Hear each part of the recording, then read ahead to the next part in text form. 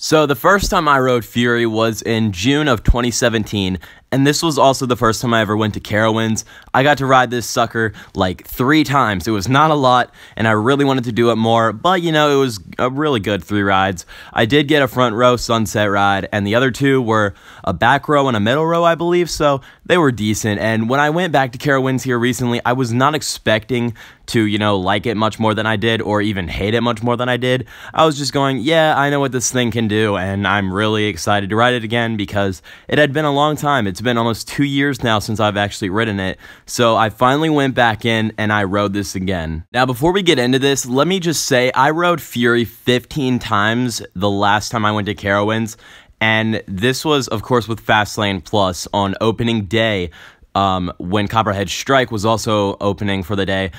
So that was really helpful. That is the reason I got 15 rides on it. Without Fastlane Plus, I have no idea what I would have done. I might have been lucky if I got 2 or 3, maybe. But I was really happy I got all these rides, and I also got to ride Fury for the first time at night. I did that about 3 times. Front row at night in the left seat is really insane. I just want to say that right now. And right off the bat, I'll say this. My thoughts have changed. None. I'm really not changed much on this coaster, like, thought-wise. I really don't know what to say. Front row rides at night were really crazy. That was actually amazing.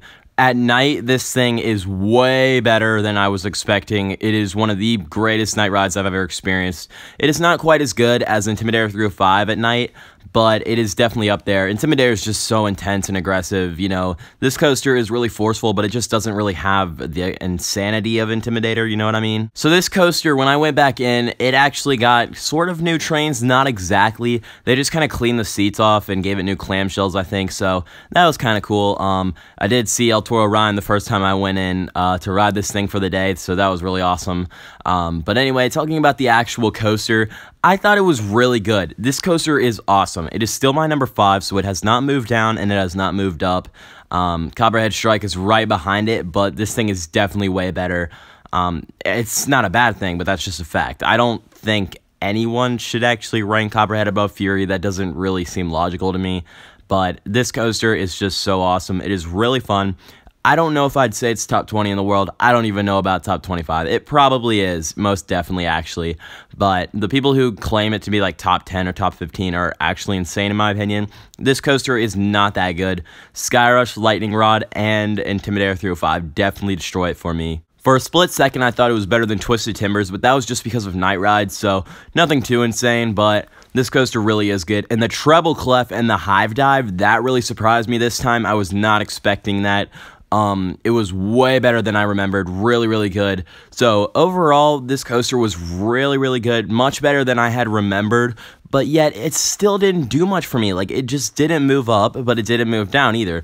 This coaster definitely had a few cons. I noticed this thing has gained sort of a rattle or vibration. I don't care about it at all. It is really no big deal. It does not take away from the experience, but it was just weird. I'm like, this is a newer coaster? Like, not exactly, you know what I mean, though? Like, it was just a few years ago, and Apollo's Chariot is kind of smoother than this. Like, it is not even rough. Like, I'm not saying that. It's just weird. I found every B&M at that park, except for Afterburn, to have a strange rattle. I didn't care. I thought it was really cool, but just something kind of weird as well. It's just this coaster gets so repetitive, you know what I mean? Like, I still love to marathon it. I love riding it over and over again, but after a while, I'm just like, I kind of want to go do something else. I don't know. It's really sad, but that's just kind of how I felt. This really is not that great of a marathonable coaster unless you're in the front row or unless you're riding it at night. So it's really sad, but that honestly is just me. It just didn't move up in my rankings. I just couldn't put it any higher, but no lower either. The second half was kind of weak. I noticed the helix was really bad this time. It was kind of cool trying to touch the support, but that really only works if you're like in the front rows or if you are reaching your hands out on the right side. So it's kind of cool, but nothing special. And the airtime in the second half, way better than I had remembered. Those final 3 hills, the trim one was actually pretty good if you're in the front.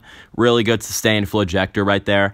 And the final 2 hills were some really good B&M ejector. I was surprised by that. But still, again, it was just nothing out of like insanity. I just really didn't know what to say. I thought it was still great though. But the treble clef airtime, that shocked me. When this thing was hauling at night and the front row, wow, yeah, you really come out of your seat on that one. It's pretty ejector-like, and just diving under that bridge, man, it is so cool. I love this thing at night. It is so much fun. Front row at night definitely changed my opinion on this coaster a little bit. I did get the left seat front row at night. I tried not to stable myself, and I was pretty successful with that. So I got the quote-unquote best experience you can get on Fury possible.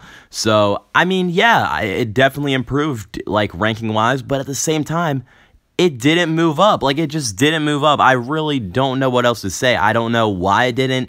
It didn't go any lower, so it's just kind of weird, you know? It's really good. This coaster is amazing, so much fun. It definitely has some good force in that first half. The second half has some surprising, really good B&M airtime for a B&M, you know? But overall, the coaster is just really good. It didn't, like, surprise me or anything. I kind of knew what I was going into because I had ridden it almost 2 years before. And the airtime kind of shocked me. I didn't remember it to be that good. It was definitely, you know, I expected some forces, and I got that. The drop, now let me talk about the drop. It was not as good as I remembered. It's just eternal. Like, it lasts for a long time. That's really the only good thing about this drop, is it just goes on for a long time. Like, you don't get that tingling feeling in your stomach. It's not really feeling like you're going so high up. Like, you look down and you're like, whoa, we're really high up, but then when you drop, you're like, you know, that was good, but like, really, I was kind of expecting more. It's such a weird feeling. I don't know how to explain it. But in the front row at night on the drop, now that is a great feeling. It's so cool. You can overall tell that I definitely enjoyed this at night more, and I think everyone would. It is such a good ride, so forceful, and has so many fun elements to it. It is just a bunch of forceful turns in the first half, and that's what I like, you know? Intimidator 305 does it way better, but this is still awesome. So overall, I still love Fury. I thought it was a fantastic ride as always. I got to ride it 15 times in one day, 3 of those being night rides, and I got the legendary left seat front row at night. And it was amazing, definitely worth going out there for it, and probably my favorite ride of the day. So, thank you guys for watching. I hope you enjoyed this video. Post your comments down in the section below if you've ridden Fury recently, and what are your thoughts on it. I will be uploading some more Carowinds content throughout the next week or two. But until next time, coaster fans, I will see you later.